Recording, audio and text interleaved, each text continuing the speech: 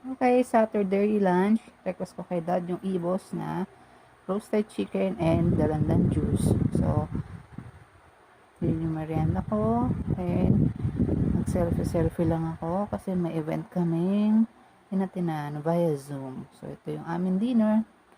And, binibigay pa ng SNR pizza. Kinabukasan, yun lang yung aking almusal, paaraw.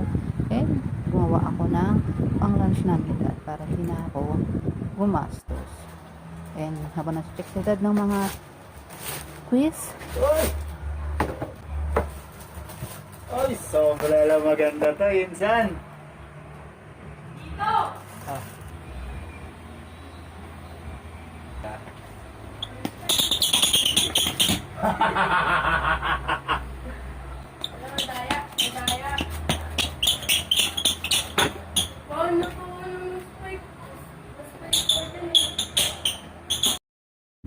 naasar niya dun yung pamangkin niya and magpapabili rin kasi yung pamangkin niya sa mama niya. So, sinukat ko lang ulit. Ang ganda ng fitting.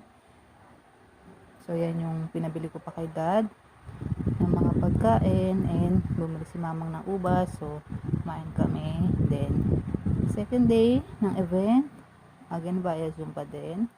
Selfie-selfie lang ako dyan. And ang taba ko dyan sa damit na yan. Then, ito yung dinner. Naguto ulit ni mamang. And, umalis si dad saglit. May kinuha lang. And, super likot ni baby. Diyan. So, may nagbigay sa amin ng frap. I don't know kung cheesecake or frap ba yun. Pero parang frap. So, super likot ni baby. And, after namin uminom nun, grabe, sobrang likot na talaga ni baby. Sana walang kape yan. Ewan ko, pero sabi ko, chocolate lang yung akin. And yung kay dad ay matcha cheesecake. Nagustuhan naman niya. And naubos din naman namin. Thank you po sa nagbigay.